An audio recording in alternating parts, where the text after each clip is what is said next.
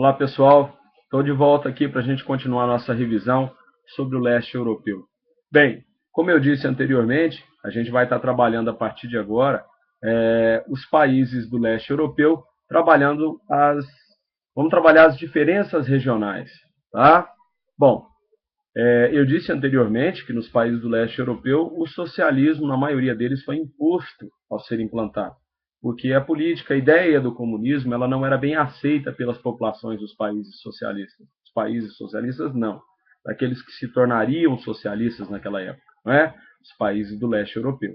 Bem, então essa imposição do socialismo, ela foi um fator extremamente negativo, porque havia o descontentamento das populações naquela região, da maioria das populações, exceto na Iugoslávia, onde o Marechal Tito, que era um líder extremamente carismático, que tinha um apoio popular porque havia expulsado os alemães do território iugoslavo na Segunda Guerra Mundial, na Iugoslávia ali, eles aceitaram quando ele diz, olha, nós iremos nos tornar socialistas.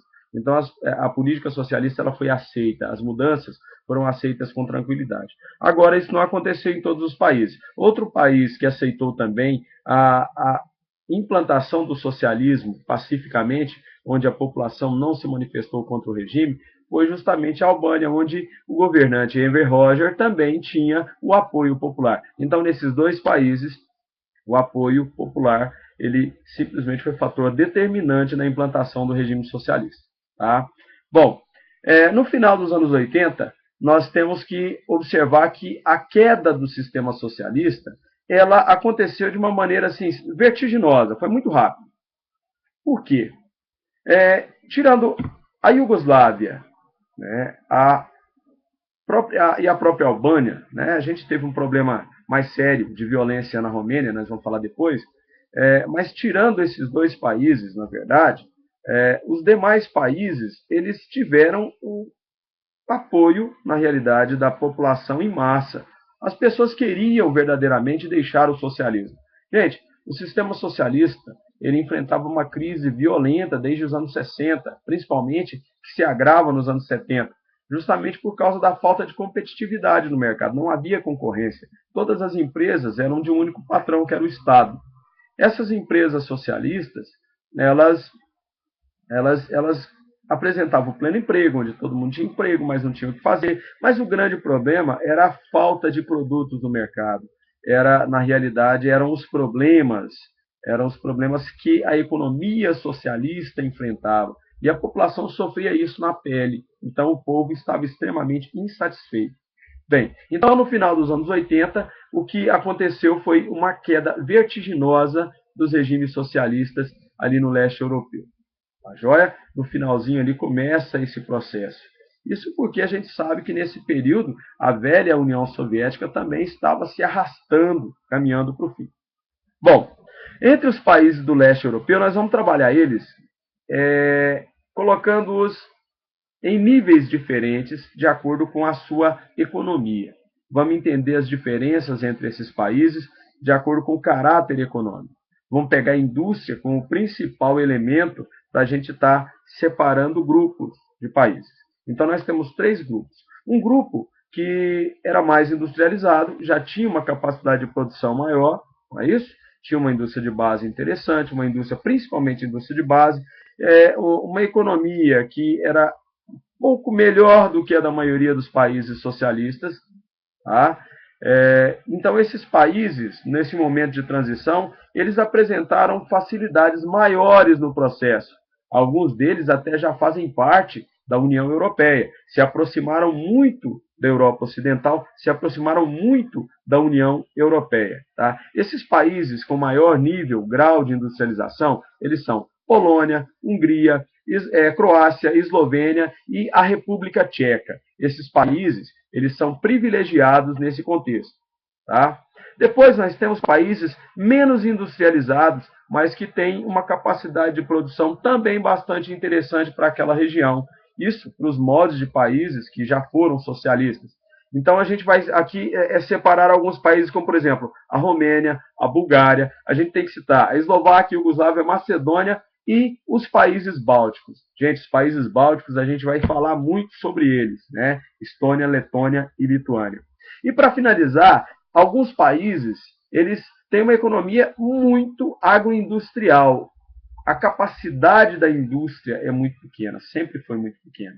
E a gente vai citá-los num grupo separado, porque eles também passam por problemas maiores nessa transição.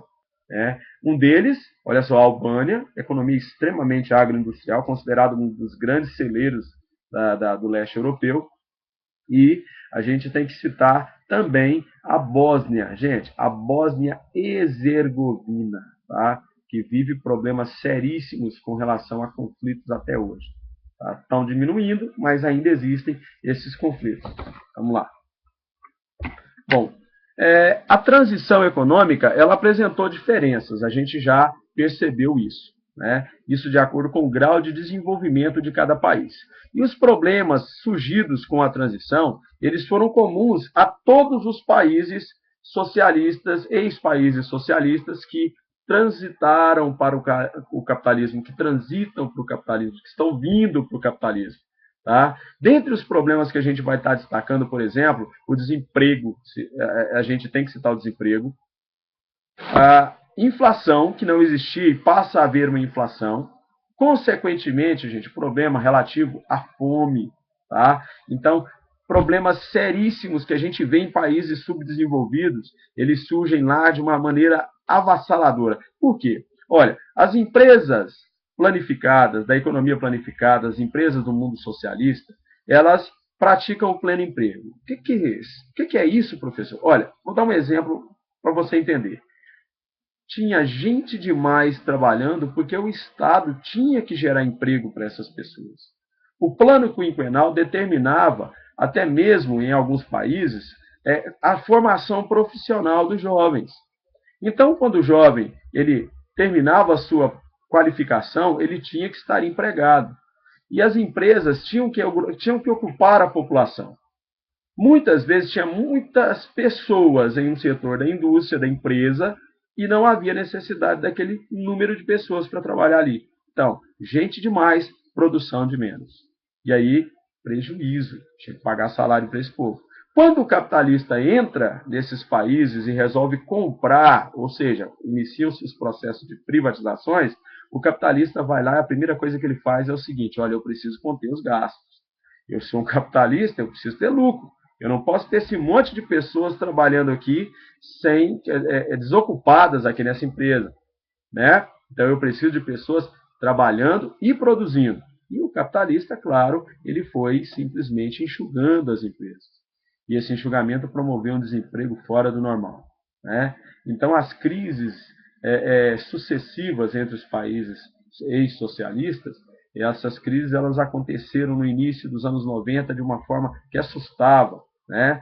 Então, quem acreditava, por exemplo, que o socialismo era perfeito dentro até mesmo da velha União Soviética, quando houve a abertura, né, a abertura mostrou que, infelizmente, aquilo que muitos jovens, como eu, por exemplo, né, eram grandes simpatizantes do sistema socialista, ainda gosto, a teoria socialista é bacana, mas na prática, infelizmente, a coisa deixou a desejar.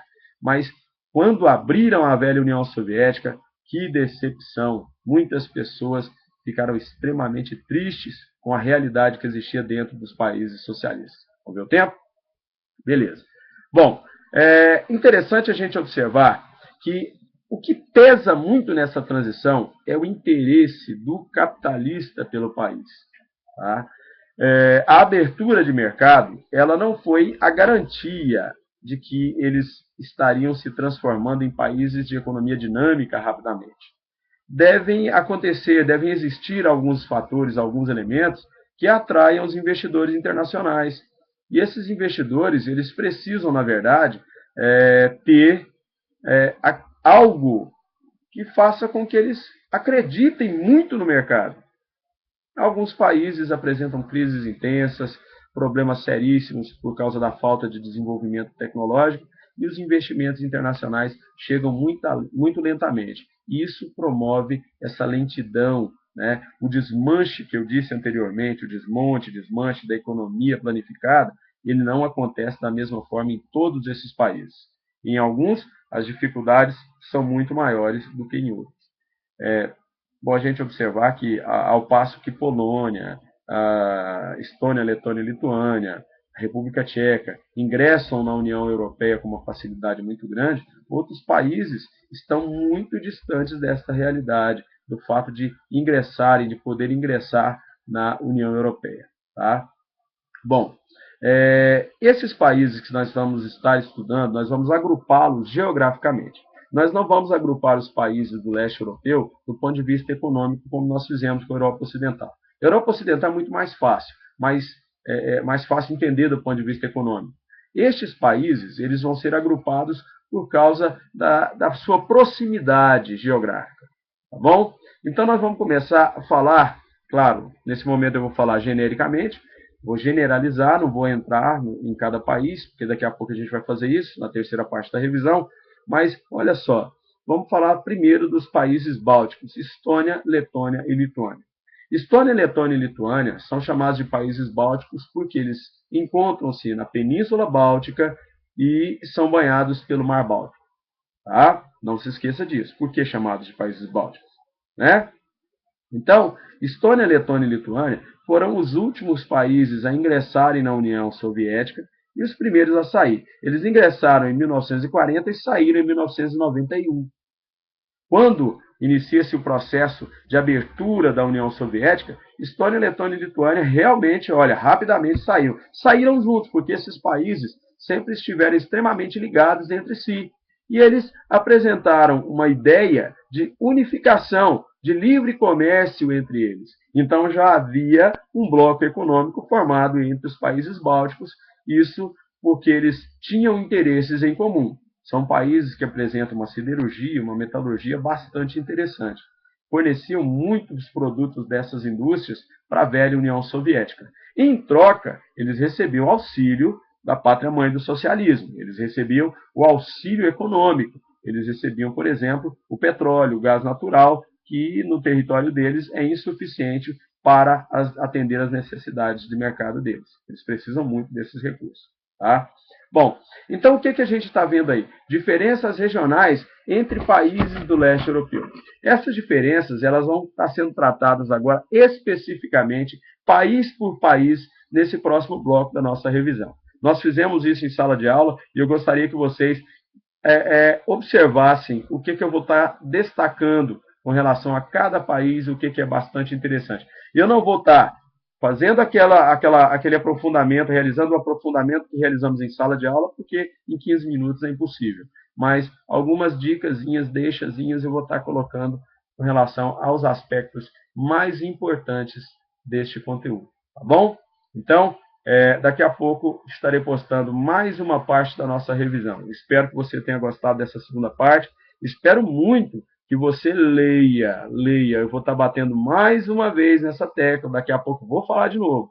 Leia o livro, o texto do livro. Eu não quero tirar você da leitura. O meu papel é incentivar a sua busca por mais conhecimento. Informação nós temos até pela televisão, pelo rádio, os jornais, a revista. Informação é rapidinho, até o vizinho dá notícia da vida dos outros. Mas nós precisamos de conhecimento. A geração de vocês é muito rápida com informação. Agora, se a gente aliar essa informação que vocês têm, mais o conhecimento que vocês podem adquirir, bacana. Ninguém segura vocês. Um abraço e até daqui a pouco, quando eu vou dar a terceira parte da nossa revisão. Até mais.